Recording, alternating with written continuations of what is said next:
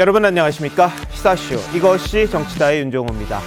이태원 참사와 관련한 수사 속도를 내고 있습니다. 경찰청은 참사 당시 112 상황관리관으로 근무했던 총경 그리고 현장 책임자인 용산경찰서장에 대한 업무 태만 혐의를 확인을 했습니다. 그 수사를 의뢰하기도 했고요. 이런 가운데 북한이 어제 이어 오늘 또 탄도미사일 3발을 발사했는데 그중 한 발은 ICBM인 것으로 알려졌습니다. 이에 한미공군은 한미연합공중훈련 기간을 연장하는 대응을 내놓았습니다. 북한은 왜 이렇게 연속적으로 고강도 도발을 하는지 그 부분부터 전문가들과 바로 짚어보도록 하겠습니다. 어서 오십시오. 네, 북한의 연이틀 고강도 도발 왜 이러는지 참 궁금합니다. 여야 정치권까지 한 목소리로 규탄할 정도였는데요. 관련 화면 준비했습니다.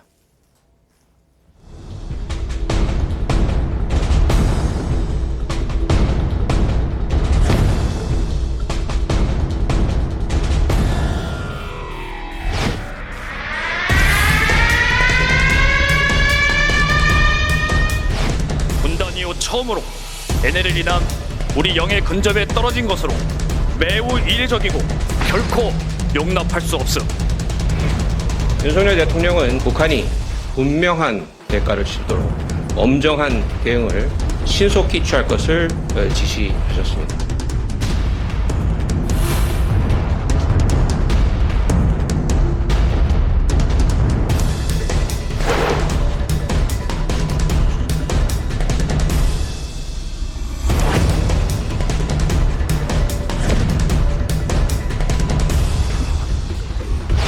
북한의 연이은 탄도미사일 발사는 한반도는 물론 국제사회의 평화 안정을 해치는 중대한 도발 행위이며 즉각 중단할 것을 촉구한다.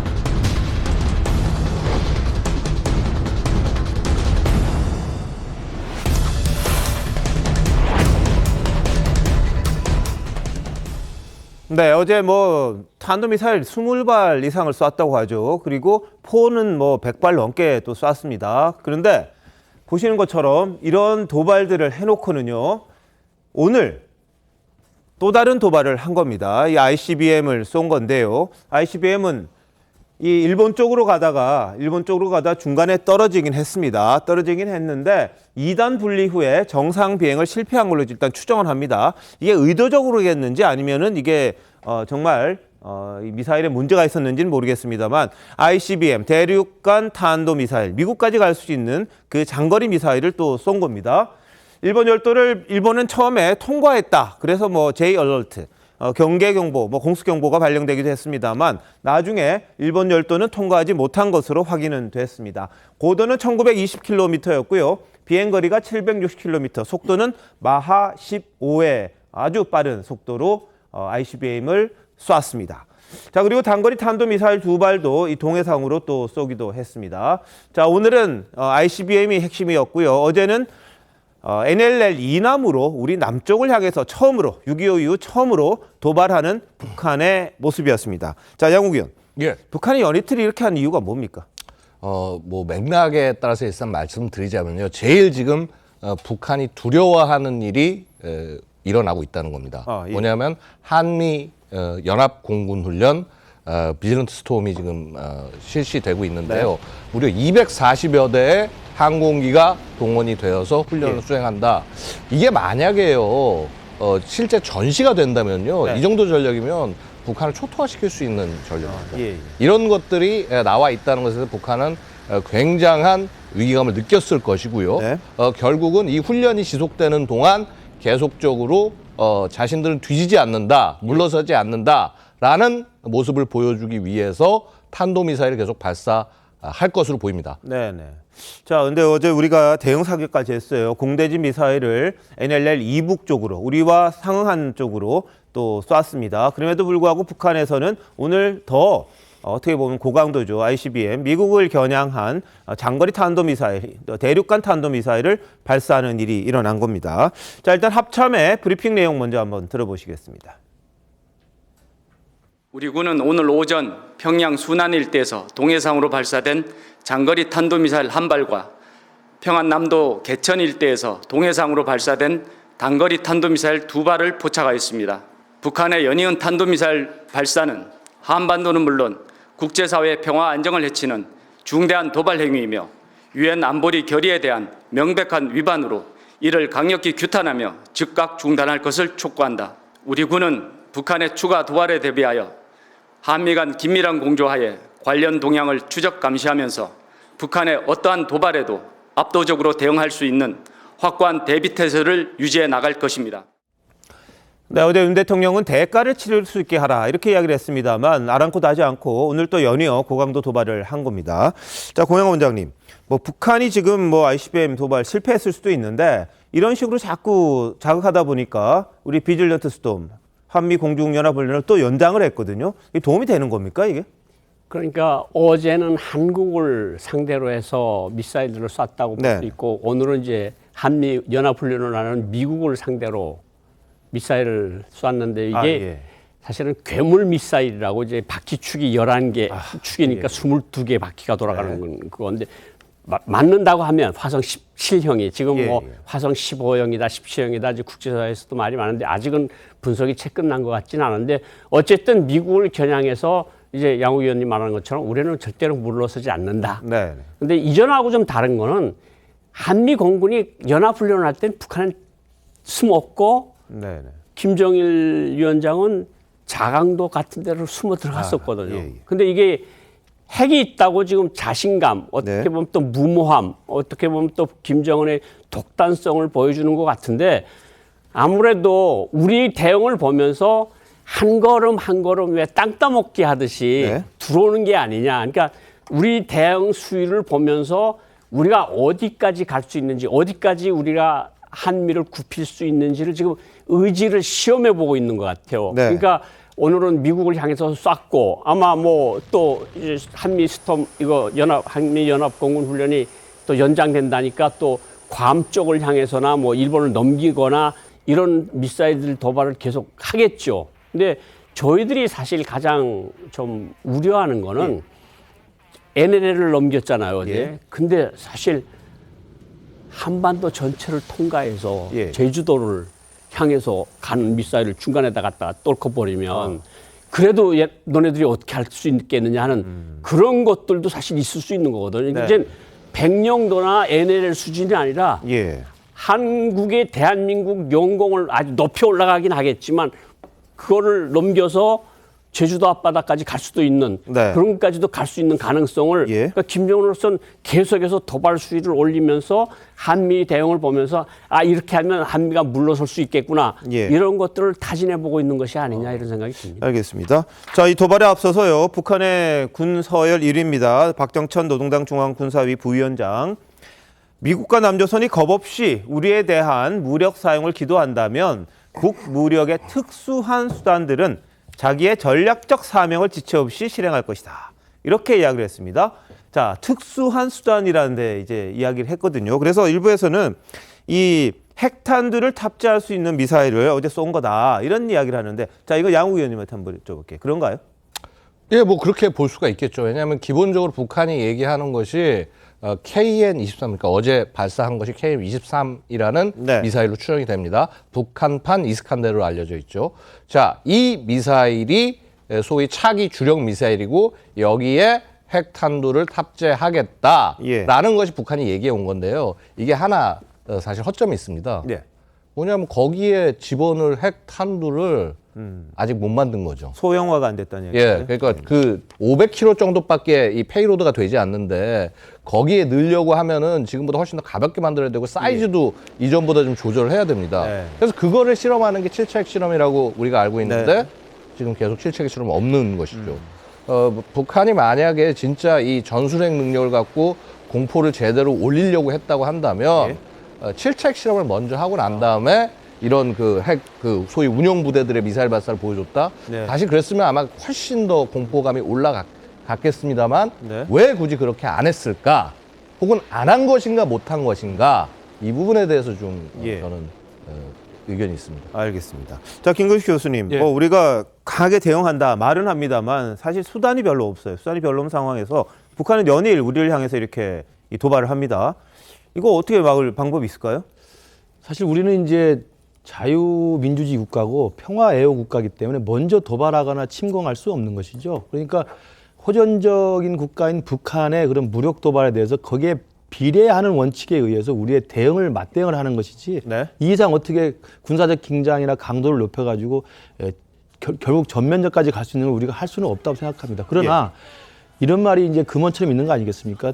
정부는 국가는 그 국민의 생명과 재산을 지키는데 안보를 최우선을 해야 되기 때문에 전쟁을 원하는 나라는 없습니다. 전 세계. 그러나 전쟁을 원하지 않지만 결코 전쟁을 피하지도 않아야 되는 게 또 국가의 임무입니다. 네네. 저는 제가 생각할 때 과거 문재인 정부 때는 전쟁을 하지 않겠다는 점은 굉장히 강조를 대통령이 많이 했습니다만 예. 전쟁을 피하지 않겠다는 이야기는 한 번도 제가 들어본 적이 없어요. 저는 그래서 윤석열 정부 들어서서는 그 둘을 같이 하겠다는 이야기가 저는 단호한 입장이라고 생각을 합니다. 네. 그래서 북은 먼저 도발하지만 우리는 그 도발의 상황에서 우리의 방어적 성격에서 최대한 할 수 있는 것을 비례성의 원칙에 따라서 강경한 대응을 하고 원칙적이고 단호한 입장을 보이는 게 분명히 맞다고 생각하고요. 예. 그러나 이 전쟁을 원하는 입장이 아니라 전쟁을 막을 수 있는 우리의 힘을 기른다는 의미에서 저는 분명하게 단호한 입장을 보이는 게 필요하고 더 중요한 것은 뭐 양호기 형이 더 잘 알겠지만 전쟁에 발발할 경우를 대비해서 국가는 안보의 최우선은 사전적으로 그 적들이 도발하지 못하게 하는 억지 능력을 가지는 게 중요하고요. 네네. 그러나 만약에 불가피하게 예. 억지가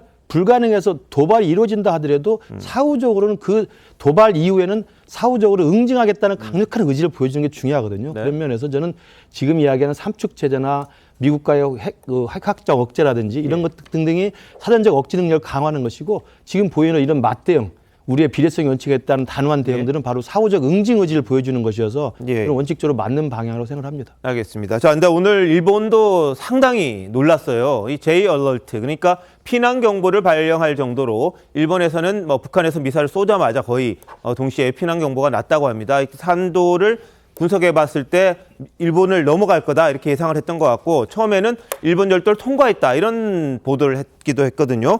자, 배승규 의원, 일본에서는 지금 좀 당황했습니까? 어떻습니까? 이 처음에 이 미사일이 솟구쳐 올라갈 때 애초에 분석한 건 이거는 궤도가 일본을 넘어서 ICBM급이다. 바로 예. 그렇게 분석을 했던 것 같아요. 근데 왜 가운데 바뀌었냐면 이게 올라가다가 멈춰버렸거든요. 2단 분리한 이후에 더 올라가지 못하고. 네네. 그러니까 그것까지 예상은 못하고 예. 애초에 분석했던 궤도를 생각했다가 나중에 보니까 이게 안 가고 동해상으로 떨어졌어요. 네네. 그러고 나니까 이제 바꾼 건데 그럼 이게 실패한 거냐? 그러니까 일본이 처음에 관측을 실패한 건 아닌 것 같아요. 이게 네네. 실패할 줄 몰랐던 거죠. 근데 실패하고 나서 그래서 이게 과연 김정은의 그 ICBM이 이 발사에 실패한 거냐 아니면 의도적이냐 이거는 아직 확실치는 않은데 네네. 군에서는 발사 실패 쪽에도 무게를 두고 있는 것 같아요. 예. 그래서 이 ICBM이라는 게 한 번 성공할 수 있지만 또 다른 여러 가지 요인에 의해서 네. 실패할 가능성도 상당히 있거든요. 그래서 아마도 김정은이 바로 내일일 수도 있고 네. 아니면 일주일 안일 수도 있고 또 쏠 거라는 어. 관측이 지배적입니다. 왜냐하면 김정은은 한 번 실패하고 나면 그다음에 다시 또 항상 다시 예. 재도발을 했거든요. 네. 그래서 다음번에도 방향이 뭐 태평양 쪽일지 어느 쪽일지 모르지만 예. 분명히 한 번 더 시도할 거다. 그리고 나서 7차 핵실험을 감행할 예. 가능성이 있다라고 보입니다. 알겠습니다. 오늘 보도가 이제 나올 때는 일본 열도 통과에 대해서 좀 난리가 났어요. 그래서 일본에 또 순시경보 시스템이 있습니다. 전국 순시경보 시스템. 근데 이 미야기현, 야마가타현, 니가타현 세 개 현에 대해서 피난경보가 발령이 되기도 했었습니다. 근데 지금 말씀하신 것처럼 이게 실제로 통과가 안 됐는데 미리 이제 경보가 내려진 거고 언론에서는 이게 통과가 됐다. 이게 울리니까 통과된 걸로 알고 이 보도를 했던 것 같아요. 근데 지금 배승규 의원 말한 것처럼 이게 실패냐 의도성이 있느냐 이 부분에 대해서는 좀 분석이 돼야 될 텐데 양욱 의원 이게 어떻게 보세요? 군사적으로. 이게 좀 되게 두 가지를 일단 말씀을 예. 드릴게요. 원래 이 미사일 발사가 성공이라고 북한이 얘기한 게 네. 3월 24일 발사였습니다. 예. 3월 24일 발사했을 때 어땠냐면요. 사거리가 고각으로 발사했어요. 사거리가 1000km고 고도가 6000이에요. 근데 예. 오늘 쏜 건 어땠죠?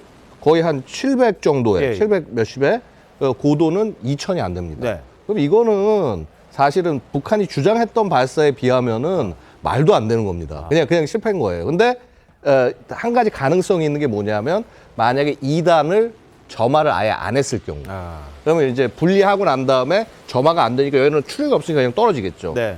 뭐 그렇게 의도적으로 할 수도 있습니다만은 글쎄요, 뭐 그 부분은 좀 봐야 될 거고요. 또 하나의 경우는 뭐냐면요. 우리 군이 그때 어떻게 말했죠? 3월 24일 발사는 화성 17이 아니다. 네. 화성 15다라고 얘기했죠. 예. 그리고 화성 17에 해당하는 발사는 다 그냥 몇 킬로미터씩 못 올라가고 계속 끝났어요. 근데 화성 17에 해당하는 발사다라고 봤을 때는 예. 단분리를 처음 한 거거든요.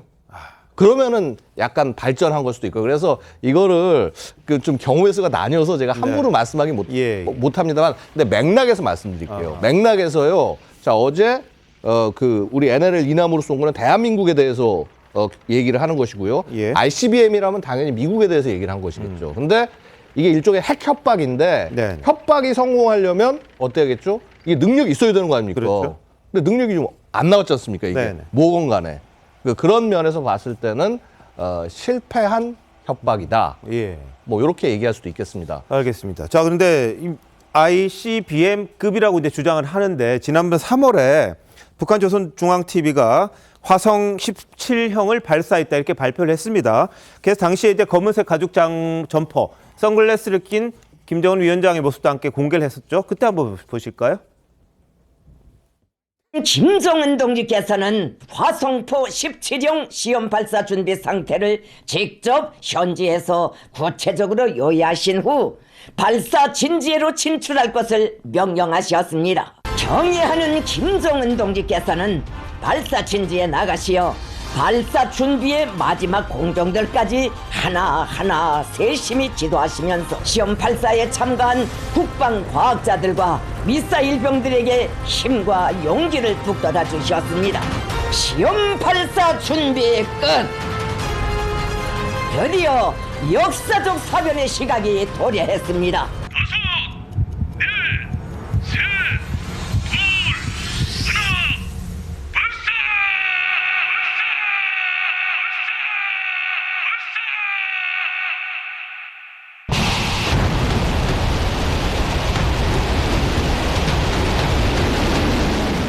전략무기 시험 발사 성공의 기쁨이 발사장에 차고 넘쳤습니다.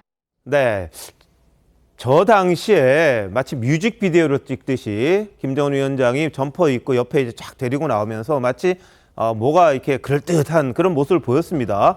그러면서 야, 이게 특이한 방송을 했구나 이렇게 생각을 했는데 지금 이 부분이 저 미사일 자체는 화성 17형으로 보이는데 다만 쏜 다음에 이게 성공했다는 이야기가 없는 거예요. 본인들은 17을 쐈다 그러지만 우리가 분석할 때는 15 정도 되는 거다. 이렇게 지금 나온 겁니다. 근데 그 15형은 성공을 했잖아요. 근데 17형에 대해서는 지금 양욱 위원 말씀하신 것처럼 그만큼의 그 능력을 가진 모습을 못 보여주는 게 지금 현실인데 이번에 단분리까지 만약 한 게 이게 하나의 발전이란 발전일 테고 그 이후에 대한 부분들은 아직까지 저희들이 확인할 수 없다는 그런 상황인데 자, 고현 원장님, 그거 어떻게 보셨어요?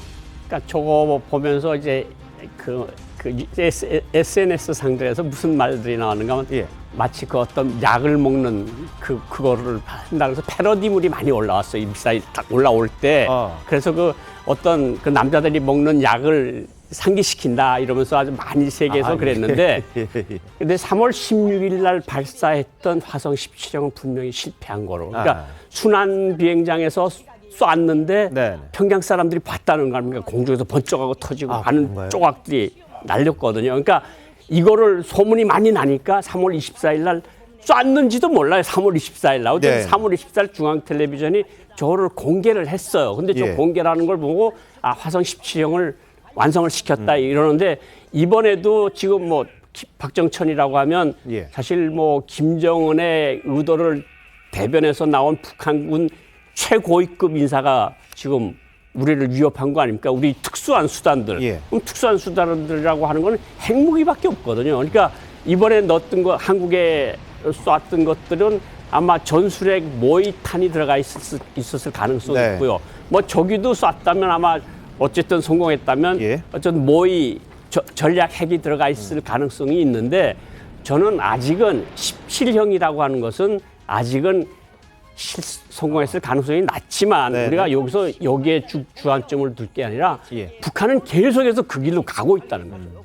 15형 성공하고 17형 성공을 위해서 계속 가고 있고 네. 거기에 막대한 돈을 쏟아붓고 있고 그러면서 이제 사람들 속에서 북한 사람들 속에서 왜 저렇게 비싼 것들을 하늘로 자꾸 보내느냐 북한 말이 이런 말이 있습니다. 예. 방사포탄 하나 날아가면 예. 소 한 마리 날아간다 그러거든요. 아, 그 예, 미사일 하나 날아가면 미사일 중거리 미사일 정도 날아가면 소가 1000마리, 10,000마리가 하늘로 올라가는데 예. 왜 저런 짓을 하고 인민들한테 쌀 배급은 안 하는 거냐 이런 네. 말들이 도니까 이것들 지금 수위를 조절하고 있는 건데 예. 어쨌든 우리가 좀 주의 깊게 봐야 될 것은 김정은이가 한미를 겨냥한 미사일, 핵미사일 능력을 계속해서 강화시키고 있고 네. 이것이 오늘날 우리 머리 위로 지나갈 수도 있다는 예, 것을 예. 우리가 꼭 알아야 되겠다 이런 생각이 듭니다. 자, 고 원장님 말씀하셨으니까요. 이 미사일 그런 발사한 비용이 얼마냐 이런 보도가 좀 나왔습니다. 하루 동안 발사한 게 어제만 한 1,000억 원에 달할 거다 이런 분석이 나왔어요. 미국 랜드 연구소의 이제 북한 전문가인데 이 미사일 일본 도발에 들어간 돈이 한 7천만 달러, 994억 원 정도 되는데 어제 하루에 그런 거고요. 이틀을 따져보면 2배 정도 된다는 거예요. ICBM도 뭐 가격이 있을 테니까요. 근데 이 돈을 들이면 북한이 1년간 어제 도발한 것만 해도 1년간 중국에서 수입하는 전체 쌀 규모와 같다. 이런 설명을 했어요. 그러면 오늘까지 합치면 2년 동안 쌀 수입할 수 있는 돈을 저렇게 날리는 게 도대체 뭐냐 이런 의문이 나오는데요. 정은혜 의원은 어떻게 보세요? 네, 일단은 그 비용 전체가 이제 북한으로부터 나온 것인지 사실은 다른 나라부터 나온 것인지도 조금 어떻게 보면 좀 확인을 해봐야 되는 문제라고도 네. 생각합니다. 지금 북한이 대한민국을 향해서 이렇게 위협을 가하고 있지만 예. 실제로 북한이 가하고 있는 위협은 대한민국 그리고 미국 그리고 일본 어떻게 보면 우리의 그 연합 동맹에 의한 전체의 저는 그런 반격이라고도 보여지는데요. 그렇기 때문에 지금의 대한민국이 해야 할 일은 북한을 어떻게 보면 1대1의 상황으로 보기보다는 또 한미 동맹 그리고 다자 동맹을 통해서 이 문제를 해결하는 것이 저는 가장 중요하다고 생각합니다. 예, 특히 이번 일 같은 경우는 국제사회에서도 분명히 지탄받아야 하는 일이고요. 예. 그리고 국제사회에서의 비난도 저는 피해갈 네. 수 없다고 생각을 합니다. 특히 물론 이번 그 비질런트 스톰이라는 그 훈련 자체가 과거와는 다른 또 훈련이었고 실제 240여 개의 이제 그 비행기가 비행기들이 떴기 예. 때문에 그런 공중전이 좀 불리한 북한의 입장에서는 더 큰 위협을 느낄 수 예. 있을 것 같습니다. 그래서 이 훈련 중에 이런 도발을 했었는데 이런 상황이 저는 강대강으로 가기보다는 첫 번째 우리가 왜 이런 반복적인 위협에 노출되어야 하는가? 예. 대한민국 국민들의 안전 그리고 평화, 한반도의 평화는 왜 이루어지지 않는가에 대한 근본적인 문제를 예. 저는 죄송합니다. 예, 윤석열 정부가 네. 이제 한번 깊게 고민을 해봐야 할 것 같고요. 예. 그리고 어제 같은 경우 이제 울릉도에 계셨던 네. 분들의 인터뷰를 제가 좀 들어봤습니다. 예. 근데 울릉도에 계셨던 분들이 이제 한 20분 정도가 지나서 그 알람이 울리고 경보음이 울리고 20분이나 지나서야 문자를 받아볼 수 있었다고 합니다. 그리고 관광을 하시던 분들도 계속 관광을 하고 계셨던 상황이고요. 그렇다면 이번에도 국민을 지켜야 하는 국가와 정부가 보이지 않았다는 것인데 물론 북한과의 이러한 위협 그리고 갈등 관계들도 네. 대한민국 정부가 풀어야 하고 저는 예. 강력하게 규탄해야 하는 문제지만 대한민국 국민들을 지켜야 하는 것 예. 이것이 바로 우리 정부가 해야 될 네. 일이라고 생각합니다. 그래서 알겠습니다. 저는 우리가 응징하는 것도 당연히 필요하다고 보지만 네. 예방하는 것 어떻게 이 평화를 지켜낼 수 있는가 평화를 안정적으로 끌어갈 수 있는가에 대해서 예. 조금 더 깊은 고민이 필요하다고 봅니다. 알겠습니다. 뭐 도발에 대한 대응도 중요합니다만 물론 평화를 관리하는 것도 굉장히 중요한 부분이죠. 근데 북한이 자꾸 도발을 하니까 우리가 어떻게 해야 될지 참 답답한 그런 상황이기도 하고 지원하겠다 그래도 핵을 포기 못하는 그런 상황이다 보니까 이렇게 되는데요. 코로나 때문에 북한 내부 경제 상황 굉장히 안 좋습니다. 그래서 김여정, 김정은 이 두 사람 뭐 북한을 통치하는 이 사람들 굉장히 안타까워했었거든요. 그때 이야기 한번 보실까요? 삽시의 어느 나라를 휩쓸었던 열병이 다름 아닌 악성 전염병이라는 사실을 보고받으신 그 시각부터 원수님의 심혈과 러거의 자옥자옥을 어찌 1100마디의 말을 한들 다 이야기할 수 있겠습니까? 전쟁을 방불케 하는 그 간거했던 91일간의 나날 이번 방역투쟁은 단순한 악성 비루스와의 싸움이 아니었습니다. 그것은 적들과의 실제적인 전쟁이었습니다. 사실 제국주의 연합 세력과 단독으로 맞서 공화국 핵무력을 건설하고 전투 태세를 완성한다는 것은 모진 고통과 국난을 감수하고 겪어야 하는 생사판갈의 결사전이었습니다. 그만큼 사랑하는 우리 인민들과 아이들이 허리띠를 더 조이고 배를 더 골아야 하였고 귀중한 우리 모든 가정들의 엄청난 생활난이 초래되지 않으면 안 되었습니다. 최대의 방역 위기 상황에 자연재해까지 겹쳐들었지만 우리는 더 큰 시련과 역경을 맞받아 뚫고 나가야 합니다. 오늘 우리 투쟁은 유례없는 극난을 동반하고 있으며 이제 우리 앞길에 또 어떤 도전이 막아나설지 누구도 모릅니다. 그러나 우리 공화국은 추의 주춤과 동요도 없이 분명코 전진하고 있으며. 네. 자, 저렇게 이야기를 했어요. 인민들이 더 곪고 있다 그랬고요. 이 어떤 도전에도 뭐 그럼에도 불구하고 어떤 도전에 다 이겨나가겠다. 뭐 적들 이런 표현을 했는데 어제 오늘 안 쐈으면 2년치 쌀 들어오는 거 아니냐. 이런 반론이 바로 나올 수 있겠죠. 양홍 의원은 어떻게 보십니까? 일단은요, 이게 지금 우리가 이해해야 될 게요. 북한의 시스템 자체가 그 모든 것이 다 이 군사력 증강, 특히나 핵을 위해서 모든 것이 다 쓰이고 있다. 그러니까 네. 이게 다 거짓말인 거예요. 지금 해서 뭐 인민을 뭐 사랑한다, 뭐 한다.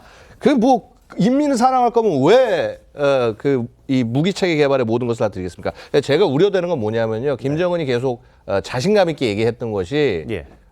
아버지 때와 다른 모습을 좀 보였지 않습니까? 예를 들어서 국방위 대신에 국무위를 예. 세우고 조진 국무위원장이 되고 뭐 총비서가 되고 그래서 이제 소위 평가라는 것이 자 북한이 선군 정치, 김정은의 선군 시대에서 자 정상적인 국가 시스템으로 가고 있다라고 얘기를 했었습니다만 지금 모습은 뭐냐면요. 지금 다시 얘기하고 있죠. 자 예를 들어서 자력갱생전. 정면 돌파. 이거 뭐냐면요. 다시 소위 선군 시대로 돌아가는 그런 모습이에요. 그래서 이런 부분들 자체는 결국은 북한은 레짐 체인지 전에는 절대 바뀌지 않는다. 아무리 여기서 퍼주고 평화를 얘기하고 하더라도 절대 바뀌지 않는다라고 말씀드리겠습니다. 자, 우리 양 의원님 말씀도 이제 어떻게 보면 이 김정은 위원장 입장에서는 가장 두려워하는 부분이 있고요. 이 레짐 체인지. 그 자기 자신을 바꾸고 북한 인민을 살리는 뭐 이런 방향의 이야기가 될 텐데 그렇게 하다 보면은 우리 남북 간의 이제 대화라는 것도 자신을 무너뜨리는 형식이 돼버리면은 주춤할 수 있는 그런 부분이 있는 거잖아요. 그래서 참 굉장히 조심스러운 부분입니다. 그 부분이요. 근데 근본적인 원인이 어디냐에 따라서는 그 뭐 해석이 여러 가지 달라질 수 있는데 자, 고양원 원장님 어떻게 보세요? 그러니까 코로나 때 뭐 이렇게 우리 국민들이 배를 골랐다 그랬잖아요. 그 코로나 그 시기에 건너온 탈북민을 하나 만나보니까 발열자가 생기면 그 문에다가 열십자로 나무를 바꾸면 나오질 못하게 했대요. 약도 안 넣고 먹을 것도 안 주고 발열자가 생기면. 그러니까 저런 이야기를 하면 인민을 위해서 모든 것을 다 하고 막 통곡할 사람 같은데 실질적인 행동은 따르게 나타나는 거 아니에요. 근데 지금 그 뭐 말씀 잠깐 액수에 대해서 말씀이 나왔는데 코로나가 한참 심할 때 북한이 중국으로부터 수입한 모든 물자의 총액이 7천만 달러가 안 될 때가 있습니다. 그런데 7천만 달러라는 건 이제 랜드 연구소의 브루스 베넷이라는 연구원이 이야기를 했고 우리 카이다에서도 그러니까 인건비를 빼고 계산한 양이 저렇게 7천만 달러씩 된다고 한미 전문가들이 내놓은 전문가들 분석이죠. 분석이거든요. 뭐 그만큼 들었는지 정확하게 모릅니다. 저런 게 사실은 7천만 달러 뭐 오늘까지 싼 건 2천억 원이라고 한다고 하면 북한 주민들이 배 곪는 거나 의약품 없어서 해열제가 없어서 죽는 사정은 없어져야 되거든요. 그런데 김정은 지도부 자신의 생각은 오직 하나. 아버지가 물려주고 할아버지가 만들어주고 아버지가 물려준 이 체제를 내가 계속 지켜서 내 아들 세대까지 넘겨주겠다는 생각밖에 없는 사람들이에요. 저 사람들은. 그러니까 인민들에 대한 거는 립서비스에 불과하고 그 많은 막대한 돈을 그렇게 실패를 하면서도 자꾸 미사일을 만들고 그냥 제가 여기 와서 제일 많이 듣는 질문 중에 하나가 왜 북한은 얼마나 많이 미사일을 만들었길래 계속 저렇게 쏘느냐. 제가 많이 받는 질문인데 66년부터 만들어 놓은 게 저거거든요. 그러니까 저것밖에 북한이 할 수 있는 게 없어요, 사실은. 그러니까 북한은 우리가 뭐라 그래도 북한 김정은은 아마 저 길로 계속해서 갈 것이다. 거기에 우리의 고민이 있는 거죠. 알겠습니다. 자, 북한에서는 이제 이런 도발이 우리 훈련 때문이라고 이야기를 합니다. 지난해에도요, 김여정 부부장은 한미 연합훈련에 대해서 상당히 적개심을 드러내기도 했었습니다. 보시죠. 남조선 당국이 우리 공화국을 겨냥한 침략적인 전쟁 연습을 강행하는 길에 들어섰다는 소식을 들었다. 우리는 지금까지 동족을 겨냥한 합동군사 연습 자체를 반대하였지 연습의 규모나 형식에 대하여 논한 적은 단 한 번도 없다. 그것이 뒷골방에서 몰래 진행되던 악성 전염병 때문에 볼품없이 연습 규모가 쫄아들어 거기에 50명이 참가하든 100명이 참가하든 동족을 겨냥한 침략전쟁 연습이라는 본질과 성격은 달라지지 않기 때문이다. 미친 개를 순한 양으로 보아달라는 것과 다름없는 궤변에 놀아날 상대가 아님을 아직까지 그렇게도 모를까. 거듭되는 우리의 경고를 무시하고 강행하는 미국과 남조선 측의 위험한 전쟁 연습은 반드시 스스로를 더욱 엄중한 안보 위협에 직면하게 만들 것이다. 예, 자, 뭐 김여정 부부장이 저기 담화를 내서 우리 훈련에 대해서 굉장히 비판을 하고 뭐라 그럴까요? 뭐 불쾌한 마음을 적개심까지 드러냈던 그런 부분이 있습니다. 근데 북한에서는 우리 때문이라 그러잖아요, 김구식 교수님. 그럼 뭐 어떻게 해석해야 될까요? 그게 이제 오래된 북한의 이제 그 프레임이죠. 그 핵을 개발할 때부터 북이 갖고 나왔던 게 바로 대조선 적대시 정책 때문이라고 이야기하지 않습니까?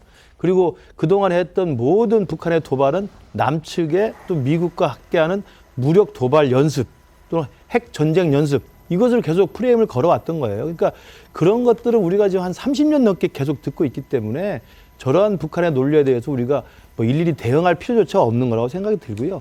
저는 지금 상황은 그동안에 이 핵을 개발하는 시기에서부터 와가지고 지금 이미 핵폭탄을 완전히 보유하고 무장하고 있는 국가까지 와 있는 상황이기 때문에 네. 누구든 이야기하고 있습니다만 이제는 게임 체인저 상황입니다. 그러니까 과거에 2000년대 그리고 남북 관계가 좋을 때 우리가 가졌던 대북 정책의 어떤 접근 방법, 그러니까 핵을 막 개발하려고 할 때 북한의 어떤 그 핵 개발 동기를 없애기 위해서 평화체제 이야기도 할 수 있고 뭐 화해협력 이야기도 할 수 있고 대북전 이야기 할 수 있었던 때가 있었습니다. 그러나 이제는 그 뒤에 지금 북한이 취하고 있는 행동을 보면 핵을 개발하는 나라 정도의 어떤 핵실험이나 무슨 뭐 핵 플루토늄을 추출하는 거라든지 불능화를 다시 거부하고 다시 핵 원자로를 가동한다 이런 정도가 아니라 지금 우리가 보여주는 것은 연일 미사일을 쏘고 전술핵무기, 전략핵무기를 시험 발사할 뿐만 아니라 실제로 전술핵무기를 운영할 수 있는 전략군이라고 하는 제4종의 부대를 실제 운영하고 있고 북한이 요즘 하는 그 시험 발사 무력 도발의 북한에 대한 표현이 뭐냐면 검수사격이라고 이야기합니다. 예. 이미 대량 생산되고 있는 네. 폭탄들을 아무거나 랜덤으로 뽑아가지고 쏴보는 거예요. 이건 뭐냐면 실전 배치해서 남쪽을 향해서 미국을 향해서 쏠 수 있다는 것을 과시하는 거거든요. 네. 그러니까 이것은 과거에 이거 90년대, 2000년대에 우리가 가졌던 북핵 해법으로 관련됐던 어떤 유화적인 접근 방법이 이제는 실패했다는 것을 그 누구 탓을 하기 전에 실패했다는 걸 우리가 정확히 현실 인식을 해야 되고요. 알겠습니다. 그 게임 체제 상황에서 우리는 그럼 새로운 접근을 하는 게 필요하다. 그리고 북한도 이미 도발 수위, 그다음에 한반도의 긴장의 수위를 과거와는 전혀 다른 방법과 수위로 지금 도모를 하고 있기 때문에 우리도 전혀 다른 방식으로 새롭게 고민해야 된다고 생각합니다. 자, 그런데 이제 이 북한이 할 일은 뭐 7차 핵실험 아니면 추가로 ICBM을 이제 제대로 발사해서 뭐 성공을 시키는 그런 일일 거라 그러는데요. 2018년 4월만 해도 북한이 이렇게 이야기했습니다. 핵시험 중지를 투명성 있게 담보하기 위해서 이 핵시험장을 폐기하겠다 이렇게 말한 적이 있었죠. 보시죠. 2018년 4월 21일부터 핵시험과 대륙간 탄도로켓 시험 발사를 중지할 것이다. 핵시험 중지를 투명성 있게 담보하기 위하여 공화국 북부 핵시험장을 폐기할 것이다. 우리 국가에 대한 핵 위협이나 핵 도발이 없는 한 핵무기를 절대로 사용하지 않을 것이며 그 어떤 경우에도 핵무기와 핵기술을 이전하지 않을 것이다. 네, 저럴 때가 있었죠. 그리고 시험장을 뭐 폭파하긴 했습니다만 다시 재건하고 있다 이런 보도도 지금 나오고 있는 상황인데, 자 어떻게 보세요? 앞으로 어떻게 할 것 같아요? 네, 이 북한이 우리 남한에 대해서 그때 대화 국면으로 갈 때는 분명히 핵 포기할 것처럼 그런 뭐 식의 감언이설을 했지만 사실 뒤에서는 핵을 계속 개발하고 있었고 미사일도 계속 만들고 있었어요. 그리고 겉모양새로 핵 실험장을 폭파하긴 했지만 그거 다시 다 복구할 수 있습니다. 그러니까 그냥 입구만 폭파한 거죠. 그러니까 옛날에 영변에 냉각수로 그거 폭파하는 쇼를 했던 거예요. 근데 거기에 우리가 속아 넘어간 것뿐입니다. 지금 북한은 이미 핵 선제 공격을 법제화했어요. 법제화. 그리고 김정은 입으로 핵으로 공격할 수 있다. 우리 건들면 가만 안 있겠다. 그리고 우리 공격받을 때가 아니라 자기들이 위험하다고 느끼면 공격할 수 있다고 이미 얘기를 해버렸어요. 그거는 앞으로는 아마 뭐 어떤 이걸 갖고 대화 국면으로 가기보다는 이걸로 자기들의 힘을 계속 과시하면서 네. 결국 나만 보고 무릎 꿇으라 이런 때까지 수준까지 가서 네. 미국한테 어마어마한 큰 양보를 받아내는 예. 그런 쪽에 갈 때까지 계속 핵 능력을 고도화시킬 걸로 보입니다. 알겠습니다. 근데 이런 가운데요, 미국의 전직 고위관리 전문가들이 또 이런 이야기를 합니다. 이번 도발이 김정은 위원장의 절박함을 보여줬다, 이런 평가입니다. 그리고 해리스 전 주한 미국 대사 같은 경우에는 이 북한이 주의를 끌기 위한 묘기라고 생각하지만 이런 위험을 야기하고 긴장을 고조시키는 행위다, 이렇게 강조를 하기로 했습니다. 다만 일부에서는 자, 이번에 이 위기, 뭐 절박감 이런 거에 오히려 핵 관련 협상장으로 북한을 복귀시킬 수 있는 것 아니냐, 이런 해석도 좀 내놨던데, 정은희 의원 보실 때 뭐 가능성이 있을까요, 그런 거? 네, 특히 이번에 또 미국 같은 경우도 중간 선거를 네. 앞두고 있고요. 그리고 예. 대한민국 같은 경우는 대규모의 지금 한미 합동 훈련을 하고 있는 상황인데, 이런 상황에서 저는 또 그 러시아와 우크라이나 전쟁을 우리가 또 살펴볼 필요가 있을 예. 것 같습니다. 그러면서 러시아가 지금 뭐 우회적으로 뭐 북한에게 어떤 무기를 제공받았다는 그런 정보를 또 미국에서 네. 어제 또 발표를 했는데요. 예. 그런 측면에서 봤을 때 이게 지금 단순히 남한과 북한과의 관계가 아니라 정말 러시아와 미국까지 그리고 중국과 일본이 모두가 관여되는 굉장히 저는 큰 규모의 그런 국제적인 문제라고 생각을 합니다. 그래서 저는 분명히 안보리에서도 논의가 예, 되어야 될 것으로 그러겠죠. 생각을 하고요. 네. 국제적인 그런 비난, 비판 그리고 기존에 있는 제재와 더불어서 또 어떤 경제적인 다른 또 제재들도 저는 분명히 필요하다고 봅니다. 네. 이런 부분에 있어서 저는 근데 좀 우려되는 점은 어떻게 보면 치킨 게임으로 갈 수 있는 게 아닌가라는 생각이 좀 조심스럽게 듭니다. 네. 그래서 정말 너무나 양쪽이 팽팽하고 둘 다 양보를 할 수 없을 때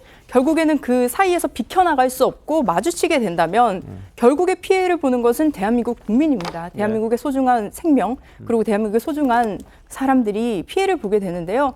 그렇기 위해서는 우리가 가장 중요한 지금 한반도의 평화, 예. 안보 이런 부분에 있어서 조금 더 신중하게 또 다각적으로 좀 나가야 하지 않을까 네. 생각이 듭니다. 자, 고영 원장님, 북한이 협상장 나올 가능성 어떻게 보세요?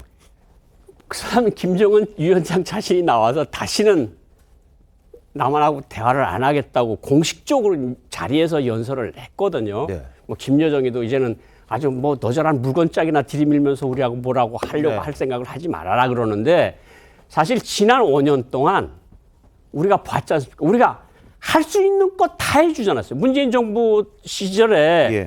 뭐 소대가리라고 그래도 뭐라고 욕해도 그냥 아이고 그냥 평화만 있으면 그냥 감사합니다. 이런 거 아닙니까? 그러면서 남북 연락사무소를 폭파해도 뭐라고 그러지 못하고 우리 공무원이 사망해도 뭘 별다른 대책을 취하지 못하고 우리가 지난 5년 동안 행적을 보면 아 이렇게 북한에 그냥 우리가 평화만 있으면 모든 것이 다 감수하겠습니다 하는 식의 정책이 이제 북한한테 먹히지 않았고 예. 북한은 그동안에 자기 질적 역량을 강화시켜 왔다. 이거 아니겠습니까? 근데 지금 뭐 치킨 게임이라는 말씀을 조금 하신 것 같은데 저는 사실 미국 전문가들 뭐 저도 작년에 가서 많이 만나봤는데 미국 전문가들 의견은 그렇습니다. 그러니까 김정은이가 미국의 핵에 도전해서 핵무기를 쓸 가능성은 자기는 제로라고 본다. 예. 그렇게 보는데 예. 한국이 자꾸 뒤로 물러서고 하니까 자꾸 들어오는 거 아니냐 야금야금 이런 의견들이 많았고 네. 지금 북한이 저렇게 강하게 나오는 건 내부 사정하고 연관돼 있는지 아닌지를 우리 해당 부서들에서 분석해 볼 필요가 있어요. 예. 그러니까 항상 어떤 나라건 내부에서 뭐가 안 좋으면 외부에 긴장을 조성하는 방법으로 그건 온 세계 역사가 그걸 말해주는 거 아니겠습니까? 네. 그러니까 저렇게 절박함, 그러니까 왜 안 되고 우리 인민들이 못 살고 지금 다 코로나로 죽고 약도 없는데 이걸 어떻게 타개할 방법은 뭘까? 이거는 그냥 강하게 나가는 수밖에 없다. 이렇게 하면 우리가 아무리 아유 좀 알겠습니다. 이제 우리가 어떻게 하겠습니다. 그래도 김정은은 자기 길을 계속 갈 거고 예. 이걸 5년 동안 충분히 우리가 봐왔고 그러니까 어느 정도 수준까지 우리가 대응을 해서 네. 아 이게 이젠 한국이나 미국에 먹혀들지 않는구나. 우리는 다른 길을 찾아야 되겠구나 하는 그런 방법을 우리가 모색할 때가 아니냐 이런 생각이 듭니다. 알겠습니다. 자, 정은혜 의원 아까 이야기했습니다만 북한의 러시아에 대한 포탄 우회 수출 의혹 제기가 됐습니다. 그런데 이 돈이 어디서 났을까? 여러 가지 고민이 있잖아요. 북한이 돈이 없고 경제 제재를 받고 있는데 어떤 비용을 들여서 미사일을 개발하고 자꾸 저럴까? 이런 게 하나의 방안이 아니었겠느냐 이런 이야기도 있습니다. 물론 해킹 같은 걸 통해서 뭐 암호화폐 같은 걸 또 훔쳐오는 그런 방법도 있었겠습니다만 오늘 백악관에서 뭐라고 이야기했는지 한번 보시죠. September, North Korea publicly denied that it intended to provide ammunition to Russia for their use in Ukraine. However, our information indicates that the DPRK is covertly supplying Russia's war in Ukraine with a significant number of artillery shells, while obfuscating the real destination of the armed shipments by trying to make it appear as though they're being sent to countries in the Middle East or North Africa. And we're going to continue to monitor whether these shipments are received. 네, 자, 이 존 커비가 이야기한 부분인데요. 북한이 러시아에 무기를 제공한 책임을 유엔에서 물을 것이다. 아주 단정적으로 이야기를 했습니다. 보면, 그러니까 북한 포탄이 러시아로 우회 수출이 됐다는 그런 주장인데, 자, 양욱 의원 어떻게 보십니까 이거? 충분히 가능하다고 봅니다. 그러니까 기본적으로 이 좀 우크라이나 전쟁 맥락을 볼 필요가 있는데요. 지금 러시아군의 탄약 보유량이 엄청나게 줄어들었다는 건 주지의 사실입니다. 게다가 주력 장비들이 많이 노획을 되거나 파괴당한 상태고요. 자, 그러다 보니까 지금 어떤 일이 생기냐면 과거에 치장해놨던 한쪽 구석에 모아놨던 네. 옛날 포들까지 다 끌고 나가지고 지금 쏘고 있어요. 예. 근데 문제는 뭐냐면 이 옛날 포탄들은 재고량이 충분치가 않은 거죠, 러시아도. 그러면 그것을 가장 많이 가지고 있고 가장 기꺼이 수출할 나라 중에 하나가 북한이기 때문에 결국은 북한과 연결될 가능성이 있다. 근데 사실 또 그거 이외에도 더 걱정스러운 건 이거예요. 원래 이제 이스칸데르 미사일 본산지가 러시아인 건 아시죠, 그렇죠? 지금 러시아가요 우크라이나에 하도 미사일을 쏴대다 보니까 재고가 10%대밖에 남지 않았다라는 얘기가 있습니다. 그래서 예를 들어서 이제 사실 북한의 무기 체계에 대해서 그닥 러시아가 큰 신뢰가 없을 수 있습니다만은 자, 지금 사실 이란에서 그 자폭무기까지 수입을 하고 있는 판인데 최악의 경우에는 그런 북한제 미사일까지도 수입하게 되는 상황까지 가게 된다. 그럼 이거야말로 정말 그 좌시할 수 없는 상황인데 아직 거기까지 가지는 않은 것으로 보이지만은 이렇게 국제사회에 들고 일어나서 이걸 막아줘야 그러한 행동들이 일어나지 않을 것이다. 뭐 이렇게 말씀드릴 수 있겠습니다. 알겠습니다. 자, 뭐 우크라이나까지 이렇게 연관이 되다 보면 북한에 대한 제재는 더 강해질 수밖에 없는데 이 정의당의 김종대 전 의원이 이제 지금이 거의 전쟁 수준이다 이렇게 우려하기도 했습니다. 한번 보시죠. 이번에 전례 없는 규모로 한미연합 공군 전투기들의 합동훈련이 진행이 되고 있습니다. 그러니까 북한이 지금 여기에 맞대응해서 아주 뭐 대놓고 그 미사일을 쏘는 거는 오늘 밤이라도 전쟁할 수 있다. 그러니까 이거는 뭘 미사일을 시험하는 이런 게 아니라 아주 대놓고 도발이다. 거의 전쟁 수준이죠. 이거는 뭐 평시의 훈련의 그 강도와 범위를 넘어선 전례 없는 스펙타클이다. 이런 점에서 보면은 이건 거의 뭐 전쟁 때나 가능한 상황이. 전쟁 자칫 국지적인 연평도 사태 같은 상황이 벌어질 가능성은 어떻게 보십니까? 커집니다. 이런 충동으로 연결이 되게 된다면은 이제는 과거에 서해 낼렐 우리나라 서북 해역에 위험해졌다고 하지만 요즘은 사실은 동해 쪽도 상당히 위험해졌습니다. 예, 자, 뭐 김종대 전 의원 같은 경우에 이렇게 이야기를 합니다. 이 대놓고 도발이다, 전쟁 수준이다. 연평도 포격이라든지 이런 것과 버금가는 동해 서해 양쪽에서 다 일어날 수 있다 이런 이야기를 하는데 김 교수님 어떻게 보십니까? 그렇죠. 아까 제가 말씀드린 것처럼 게임 체인저 상황이라는 게 핵을 개발 중이었던 과거에 1990년대, 2000년대 상황에서 지금 2020년대는 이미 다종다양한 핵무기와 핵폭탄과 핵투발 수단을 이미 실전 보유한 북한이라는 나라라는 게 게임 체인저고, 두 번째로는 지금도 계속 이야기 나옵니다만 과거에는 한미연합 훈련을 한다든지 미국의 핵 항공모함에 들어온다든지 미국의 저런 전략자산이 들어오면 북한이 군사행동을 안 했어요. 왜냐하면 그들 스스로도 자칫 그것이 너무 지나치게 기폭제가 돼가지고 한반도 전체를 감당할 수 없는 수준으로 가는 걸 잘 두려웠기 때문에. 그러나 이번 최근에 진행되는 걸 보십시오. 한미연합훈련, 그다음에 핵 항공모함 들어오죠. 이번에 핵 전략자산 들어왔죠.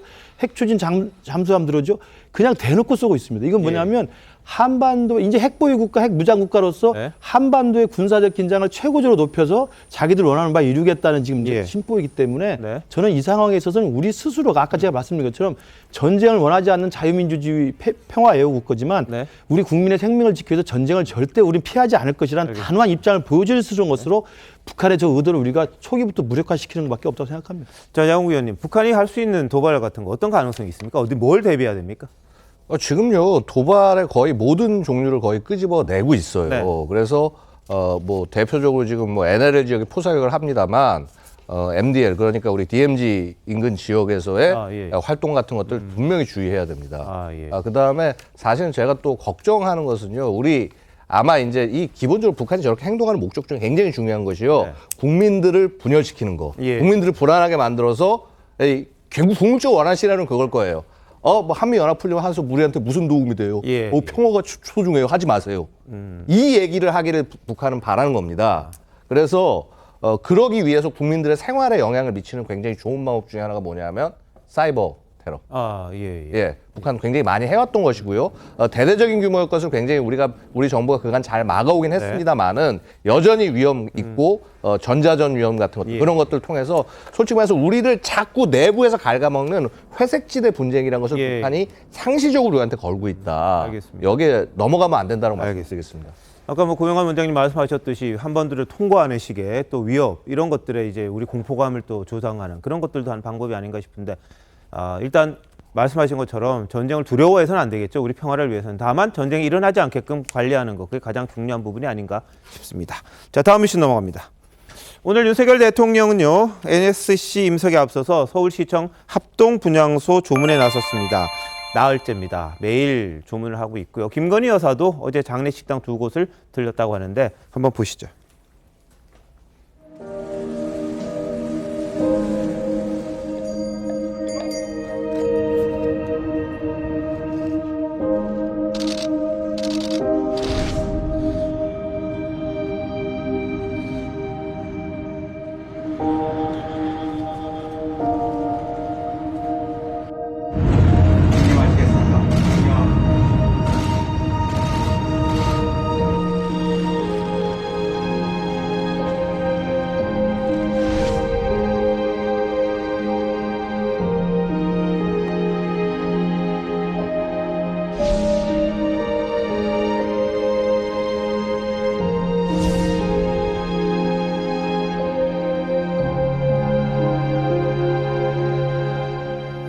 네, 윤 대통령 나흘째 매일 조문을 하고 있습니다. 국가 애도 기간이 끝나는 토요일까지는 매일 가겠다 이런 입장이라는데요. 김건희 여사도 빈소 그리고 중환자가 있는 곳을 찾았다는데 자 이거 어떻게 봐야 됩니까?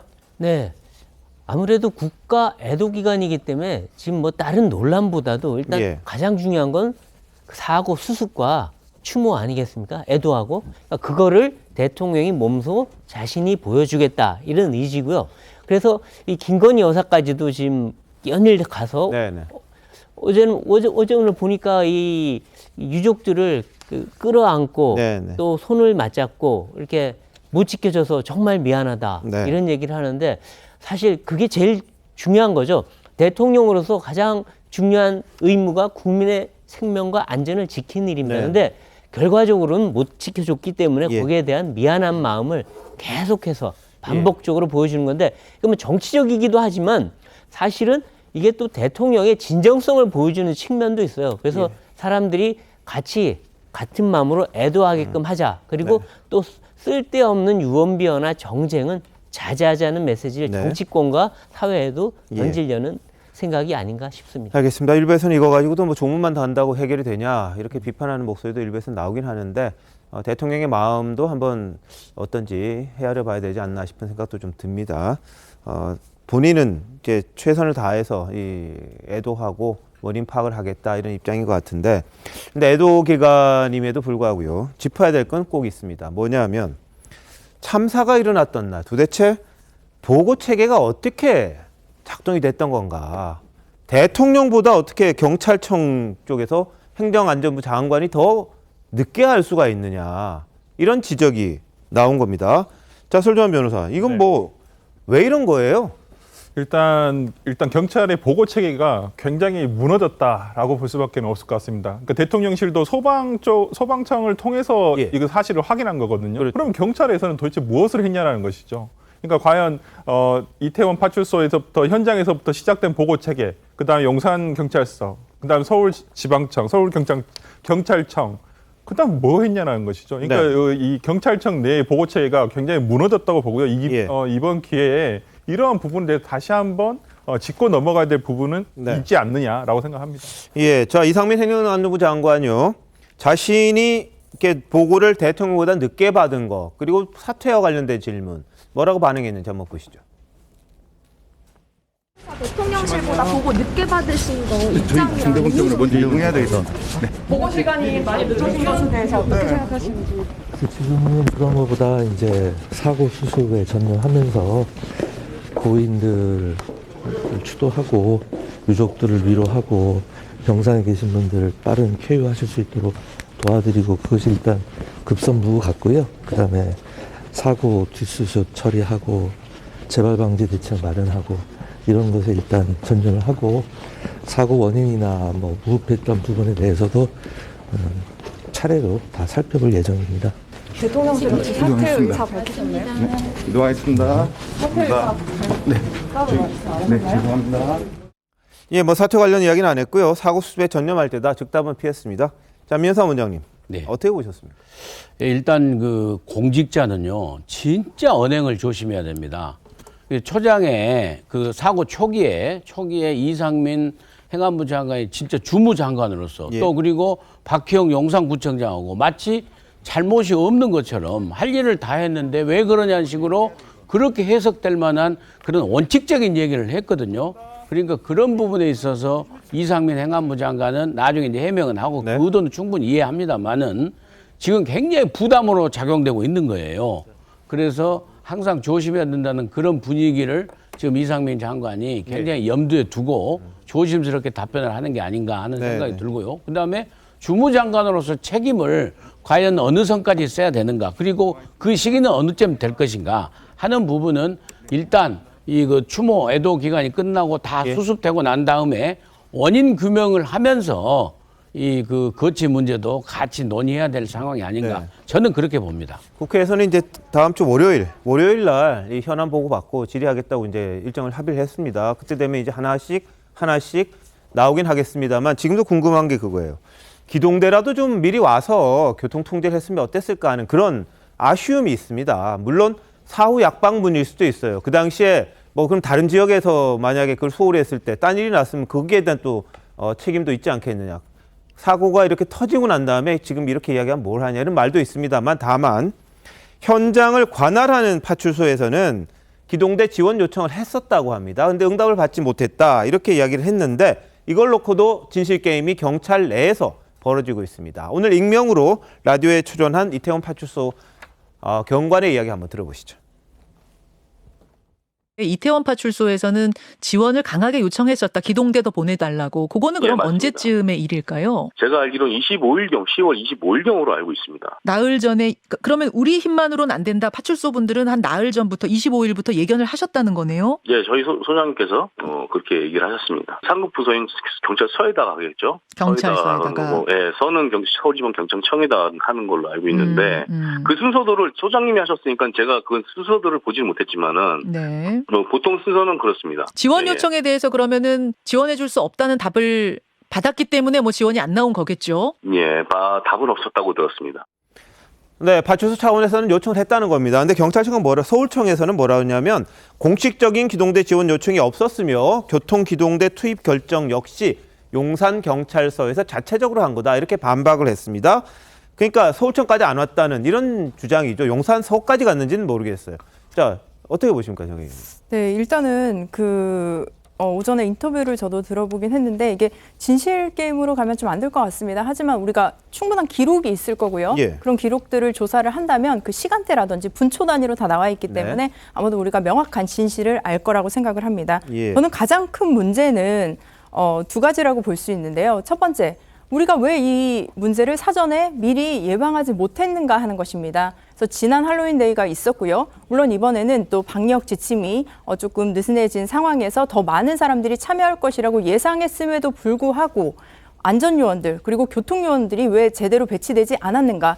그리고 그런 얘기들이 SNS상에 많더라고요. 오히려 국민들이 그 해법을 제시를 해줬는데 일방통행으로 했다면 아니면 그 지하철이 그 역에만 서지 않았더라면 그리고 지하철 입구에 경찰이 한두 명만 서 있었더라면 이런 일은 일어나지 않았을 것이다라는 그런 해결책까지 얘기를 했는데요. 그 부분에 있어서 사전에 용산구청장 그리고 그런 회의들이 뭐 간담회들이 있었다고는 하는데 그 간담회에서도 경비과장이나 교통과장은 또 불참을 했다고 합니다. 형사과장이나 여청과장은 참석을 했고요. 그 문제들도 저는 철저히 좀 봐야 할 것 같고 그리고 두 번째로 112 신고가 접수된 시간입니다.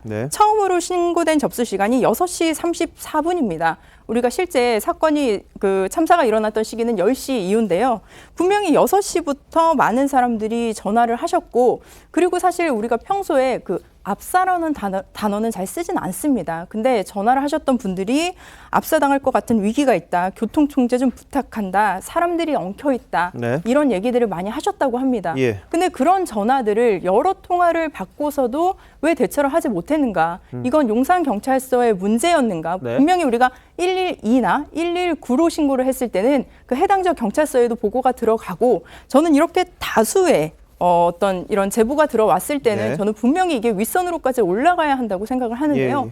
그런 과정이 왜 절차적으로 이루어지지 않았는가라는 문제입니다. 그리고 마지막으로 우리가 뭐 집회의 그 주체가 없었다라고 얘기를 하는데 실제로 대한민국 헌법 34조 6항에 국가는 재해를 예방하고 그 위험으로부터 국민을 보호하기 위하여 노력하여야 한다라는 조항이 있습니다. 그래서 어느 집회든 어떤 곳이든 대한민국 국민이 서 있는 곳, 앉아 있는 곳, 그 현장에 있는 곳이라고 한다면 저는 국가의 보호를 받을 의무가 있다고 생각합니다. 알겠습니다. 참 뭐 나라가 국민을 보호해야 되는 건 당연한 일입니다.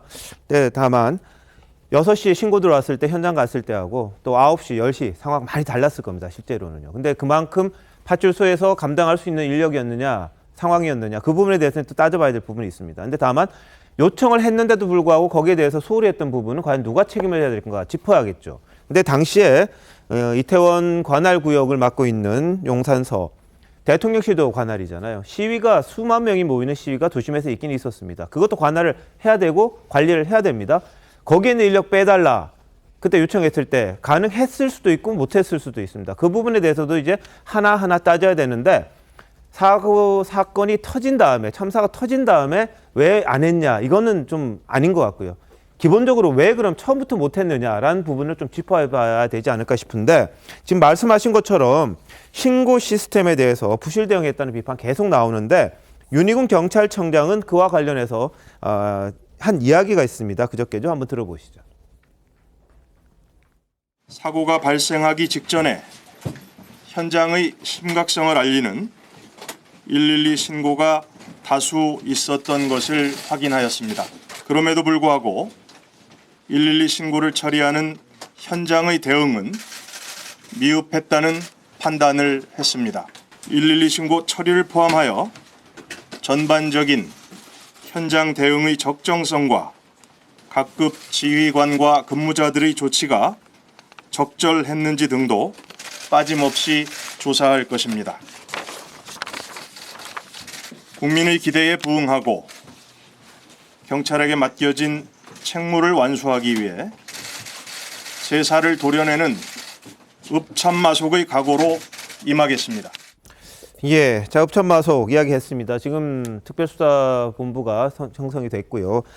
112 당시 치안 종합상황실 상황관리관으로 일하던 유미진 인사교육과장이 지금 이탈을 했다, 자리를. 그래서 지금 징계 수사 요청을 받고 있는 그런 상황이죠. 자신이 상황실에 근무하고 위치해야 되는데 자기 사무실에 있었다는 겁니다. 그 근무 규정을 보니까 새벽 1시까지는 야간 근무자는 거기까지 있어야 되는데 그 전에 자기 사무실에 있어서 놀라야 됐습니다. 업무 태만 이런 부분인데 어떻게 보세요?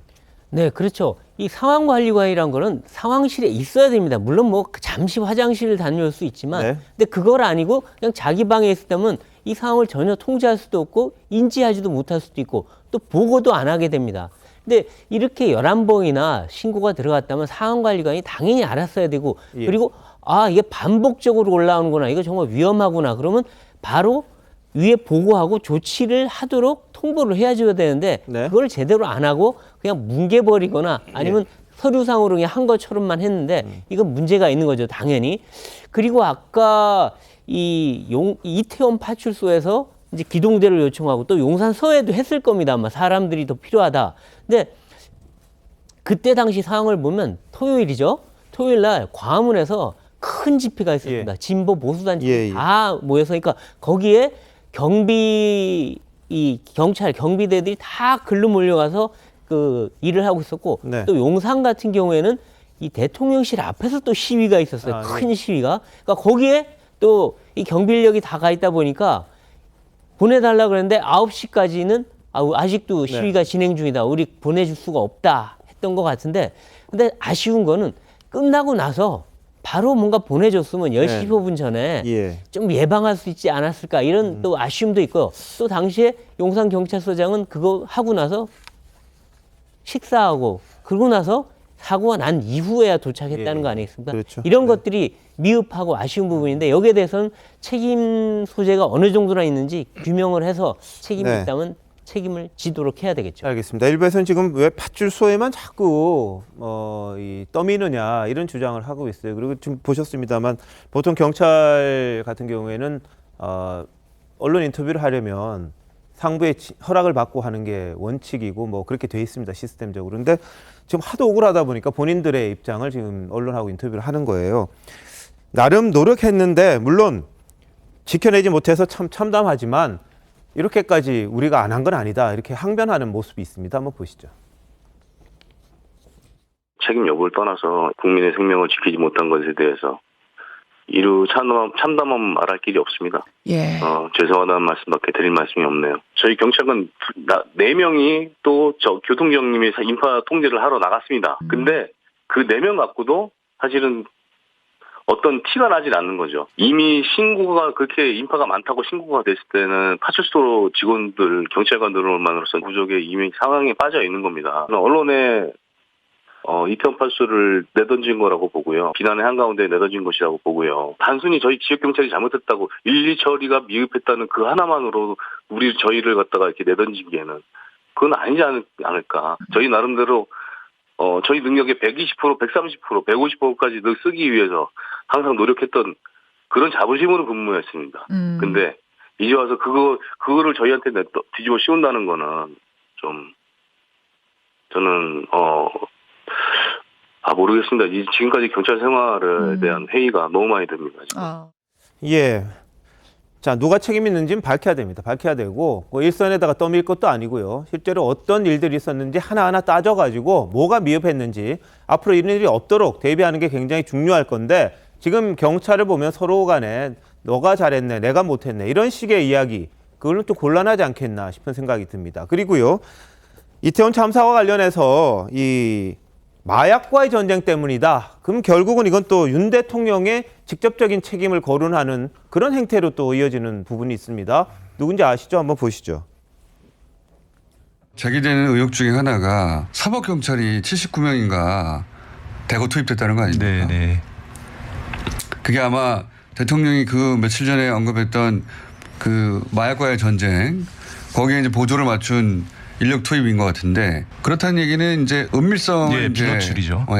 확보하려는 거잖아요. 당연히 사방팔방에 경찰들이 경호범 들고 막 골목마다 서 있으면 이 사법경찰이 의도한 마약사범 검거에 방해가 되는 거 아닐까요? 그렇게 생각해 볼 수 있는 거 아닙니까? 뭐 그런 추측도 충분히 합리적으로 이제 뭐 가능은 할 것 같습니다. 그런데 제가 지금 이제 관심을 가지고 있는 부분은 전 여기에 관심이 있습니다. 경찰의 임무 중에 은밀하게 범인을 잡아야 되는 임무도 있고 공개적으로 질서를 유지해야 되는 임무가 있는데 이 두 가지가 그날 충돌한 거 아니냐? 그런데 경찰 수뇌부가 한쪽을 선택한 거 아니냐? 네. 저 김어준 씨 어제는 한동훈 장관 때문에 그랬다 그랬는데 오늘은 윤 대통령이 직접적으로 책임이 있다. 며칠 전에 언급했던 마약과의 전쟁 거기에 보조를 맞추다 보니까 마약 잡는 데 앞장서서 이 교통정리라든지 이런 건 아예 뒷전이었다 이런 주장을 하는데요. 자, 손정은 변호사 어떻게 보십니까? 그러니까 그 방금 거의 화면에서 보셨다시피 그 패널로 나온 변호사도 아마 그럴 수도 있다라고 생각을 하는데라고 하는 부분에서 저도 약간 비슷한 마음입니다. 변호사 입장에서 봤을 때는 어찌 보면 팩트 자체가 좀 약합니다. 그러니까 설마 네네. 대한민국에서 저렇게까지 하리라고 생각하는 것은 상식적이지는 않습니다. 어떻게 마약 성과, 그러니까 예를 들어서 지금 얘기하고 있는 것이 한동훈 장관이 마약과의 전쟁을 외쳐서 어떤 이번에 헬로윈의 이태원에서 어떤 마약 사범들을 어떤 성과를 내기 위해서 그랬다. 그래서 일부러 정복을 입은 경찰들을 배치하지 않아서 이거 혼잡 경비가 안 된 것이다. 라고 하는데 모르겠습니다. 뭐 그런 의도까지 됐다고 하면 정말 그건 대한민국이라는 국가 시스템이 무너진 거죠. 저는 그렇다고 한다면 저는 거기까지는 상상하고 싶지도 않고 이런 부분은 너무 억측에 가깝고 이거 팩트로 어떤 문건이라든지 이런 게 나오면 모르겠지만은 그렇지 않으면 이런 얘기를 굳이 하는 것은 대한민국의 저는 어찌 보면 시스템을 무너뜨린 일이기 때문에 저는 옳은 방향은 아닌 것 같습니다. 이게 그 많은 유족들 또는 그 희생자들의 슬픔 그걸 위로하고 지금 수습해야 되는 시기인데요. 지금 이 상황에서 특정 정치 진영의 논리 또는 정치적 의도를 가지고 있지 않은 사실 또 확인되지 않은 사실을 가지고 가짜 뉴스를 통해 가지고 이렇게 확대 재생산하는 것은 정말 있어서는 안 될 일이라고 생각합니다. 김어준 씨가 저 이야기 하기 전에 또 무슨 예전에 헬로윈 축제에는 또 일방통행을 한번 한 적이 있었다고 또 거짓 뉴스를 하지 않았습니까? 이제 그 거짓 뉴스에 이어서 또다시 한동훈 장관의 마약과의 전쟁 이야기 하더니 한동훈 장관이 검찰 수사가 그게 불가능하다고 하니까 이제는 윤석열 대통령을 지금 닫고 늘어지는 건데요. 저는 뭐 국민들이 판단할 것이라고 보는데요. 저는 똑같은 게 있습니다. 우리 보수 유튜버 중에서도 지금 최근에 돌아다니는 이야기 중에는 특정 진보 성향의 방송국에서 일부러 이태원에 많이 몰리도록 방송을 유도했고 거기 몰렸을 때 뭐 누군가가 사탕을 줬고 말도 안 되는 괴담들이 돌고 있습니다. 그걸 누가 믿지 않습니다. 그러나 괴담들이 돌아다녀요. 그러나 김어준 씨의 저는 저 말도 안 되는 가짜 뉴스가 그런 저는 괴담 수준이라고 생각을 하는데 차이가 있죠. 김어준 씨는 저걸 지금 공중파에서 이야기를 하고 있는 겁니다. 저건 있어서는 안 될 일입니다. 물론 유튜브도 1인 미디어니까 뭐 마음대로 할 수 있습니다만 그것조차도 저는 있어서는 안 된다고 생각을 하는데 이게 공중파에서 그것도 서울시가 운영하는 교통방송이라는 저 공중파 방송국에서 대놓고 저런 이야기를 하면 이게 정치적으로 이슈가 될 수밖에 없는 거 아니겠습니까? 저는 지금의 시기에는 정말 이 참사를 당한 희생자들 위로하고 슬픔을 위로해주고 부상자들이 다시 쾌유할 수 있도록 돕고 사태 수습과 원인 규명과 재발 방지에 노력을 해야 될 상황이고 그 다음에 책임자에 대해서 물을 걸 묻고 책임질 사람 져야 되는데 김어준 씨 저렇게 하는 의도가 뭐겠습니까? 지나친 정치 공세, 정치적 의도를 가진 가짜뉴스는 국민들이 심판할 거라고 봅니다. 알겠습니다. 자, 그리고 일단 뭐 마녀사냥처럼 누굴 특정해서 이 사람 때문에 그랬다 이런 이야기도 좀 돌았었죠. 근데 실제로 그 지목을 받았던 사람이 참고인 신분으로 이 경찰 조사를 받았습니다. 근데 그분은 자기가 빠져나온 시간이 얼마고 이런 것들을 다 했다는 거죠. 그리고 이 탐정의 이 뭐 만화 영화인데 그 이름을 들면서 좀 찾는 이런 거 좀 그만해라. 진실이 오히려 왜곡될 수 있다. 이렇게 이야기를 했습니다. 근데 당시에 또 뭐 여성분도 한 분 뭐 토끼머리 뭐 이야기를 했었잖아요. 그걸 했던 사람은 또 경찰에서는 또 소재를 파악하고 있다 이럽니다. 이 부분이 근본적인 원인일까라는 데에 대해서는 뭐 말들이 많아요. 근데 여하튼 SNS상에서는 이런 부분에 대한 문제 제기가 있으니까 경찰은 모든 걸 지금 조사한다 이런 입장에서 지금 CCTV 확인하고 증언 듣고 그랬던 겁니다. 자, 이 부분 배성기 의원 어떻게 진행이 될 것 같아요? 일단 아무래도 이 인파들이 뭐 워낙 많이 몰려서 어쩔 수 없이 이런 사고일 가능성도 있긴 한데 그렇지만 그 밀어붙이는 그 힘이 어디서 시작되느냐 그것 때문에 사람들이 이제 그 원인을 찾아보고자 하는 거죠. 근데 그때 당시 목격자들 중에 뭐 어쨌든 그 토끼머리 한 5-6명의 젊은이들이 밀어 우리가 힘이 더 세 이런 얘기를 했다는 진술이 나오니까 그건 아마 확인해 보는 건데 확인은 필요할 겁니다. 근데 그럼 저분들이 과연 뭐 무슨 살인의 의도가 관계 아니잖아요. 그냥 뭔가 길은 안 뚫리고 가긴 가야 되고 하니까 이제 밀어붙였을 수도 있는데 근데 그걸 갖고 저게 어떤 글쎄 과실치사까지 갈 수 있을지는 저는 잘 모르겠고요. 근데 다만 이런 게 어떤 누구의 탓하기, 잡기 이런 걸로 너무 마녀 사냥하는 거는 좀 위험하다는 느낌도 듭니다. 근데 다만 어쨌든 사람들이 워낙 많이 다치고 했기 때문에 그 원인은 찾아봐야 되는데, 근데 일부에서는 그런 얘기도 해요. 누가 밀어서라기보다는 자연스럽게 이게 어떤 인파에 의한 설붕이다. 그러니까 눈사태 같은 일이 벌어진다. 이런 얘기를 하거든요. 그러니까 이게 과학적으로 어떤 전문가들이 하는 얘기인데 그런 현상이 일어났을 가능성도 있긴 있습니다. 알겠습니다. 이거 이 부분은 뭐 이게 전후 좌우 다 살펴봐야 됩니다. 그걸 가지고 누구 때문이다라고 지금 말하기 섣부릅니다. 근데 그런 증언들이 나오다 보니까 경찰에서는 이 부분을 짚어보지 않을 수는 없기 때문에 본인도 누군지를 스스로 이야기를 했기 때문에 참고인 조사를 받은 거고요. 또 그 와중에 군중 속에 있었던 사람 중에 또 지목됐던 분도 경찰이 지금 찾고 있습니다. 이게 무슨 잡고 이런 걸 떠나서 이 사실관계에 대한 지금 파악 단계라는 거 말씀을 드리고, 이 사람들이 어떻게 했다 저희들이 감히 말할 수는 없습니다. 엄중한 상황이고요. 이 진실에 대해서는 차근차근 하나하나 다 밝혀야 되는 그런 부분이기도 하죠. 설 변호사님. 그러니까 지금의 상황에서는 진실 규명에 이게 방해를 하는 것들입니다. 이런 내용들이. 과거에 저희가 한번 생각해 볼게요.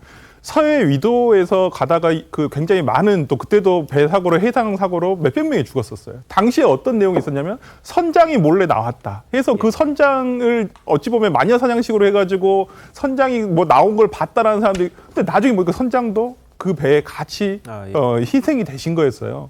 그렇다고 한다면 지금의 누구의 개인의 명확하지도 않음에도 불구하고 어떠한 개인에게 이런 것을 뭐 예를 들어서 누구를 원인을 찾겠다 이런 문제를 한다면 오히려 저는 이 사건의 진실을 규명하는데 방해만 될 뿐이라고 생각합니다. 알겠습니다. 자, 참사 당시에 제발 도와달라고 울부짖으며 인파를 다른 방향으로 유도했던 경찰관 기억나실 겁니다. 이태원 파출소 소속의 김백겸 경사인데요. 당시 상황을 설명을 했습니다. 그리고 많은 분들이, 우리 시민들의 이 의식들이 어땠는지를 이분이 또 설명을 했습니다. 한번 보시죠.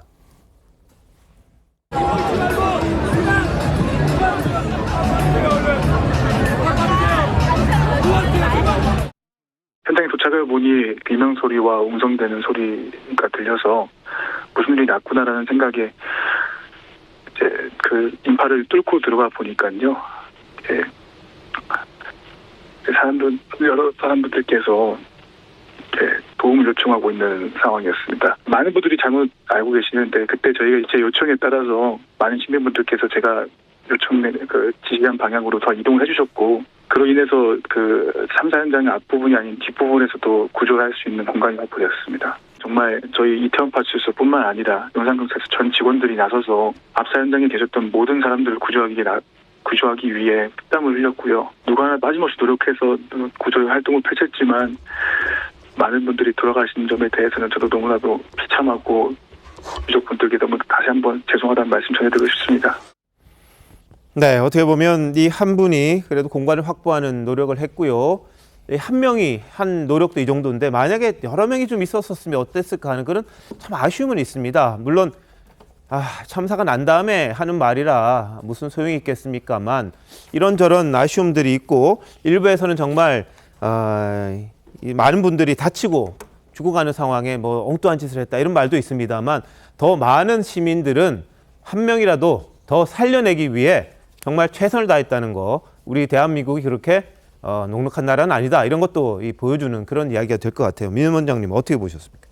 예, 그래서 지금 이제 특히 이제 이태원 파출소에서 근무하신 분들이 상당히 이제 굉장히 수고를 많이 하셨는데 워낙 큰 대형 참사가 나다 보니까 이제 더 많이 구할 수 있었는데 왜 그렇겠냐 하면서 이제 비난을 받게 되는 그런 상황인 것 같아서 안타깝습니다. 그런데 아무튼 다시 말씀드리지만은 지금은 현장에서 현장 그 지휘를 제대로 했느냐 안 했느냐 이런 부분에서는 아주 확실히 그 원인 규명 따져야 된다. 그래서 다시 말씀드리지만은요. 용산 경찰서장이 그 참사 현장에 늦게 왔고 또 와서 즉각 현장 지휘를 하지 않고 또 보고도 늦고 하는 부분에 대해서는 철저한 수사가 이루어져야 된다고 생각을 합니다. 알겠습니다. 오늘 또 화제가 된 기사 하나가 이 20대 남성의 말입니다. 본인이 이렇게 깔려 있었는데 외국인이 근데 뭐 특정하게 흑인 남성이었다고 이야기를 합니다. 자신을 번쩍, 본인은 굉장히 키도 크고 몸무게가 거의 100kg 나가는 사람인데 자신을 들어 올려서 구조했던 그런 사람이 있었다. 무려 30명 가까이 구조하고 조용히 사라졌다. 이렇게 이야기를 했습니다. 근데 이들이 주한미군 의정부에 근무하는 분들이다. 이런 이야기가 나왔습니다. 그래서 이 사람들 때문에 목숨을 구한 분들이 많았다. 꼭 좀 만나보고 싶다. 의인들이 그때 참 많았다. 이런 이야기들도 지금 나오고 있는 그런 상황입니다. 자, 그나저나 지금 논란되는 게 이상민 장관, 윤희근 경찰청장 어떻게 될까인데 정인혜 의원 어떻게 보세요? 네, 근데 저는 지금 단순히 뭐 한두 사람이 그 직책을 물러난다고 해서 우리가 이 크나큰 참사를 다시는 일어나지 않을 그런 예방할 수 있는 방법이 될까? 그리고 네. 지금 고인이 되신 분들에게 예. 우리가 그 진상을 규명할 수 있는데 얼마나 예. 도움이 될까라는 그 우려가 있습니다. 알겠습니다. 자, 시스템적으로 좀 재정비하는 기회가 됐으면 좋겠고요. 국회에서 이제 진실을 밝힌다니까 한번 지켜보도록 하겠습니다. 잠시만요. 대한민국 이슈의 중심, 시사쇼 이것이 정치다. 여기까지입니다. 내일 다시 찾아뵙겠습니다. 고맙습니다.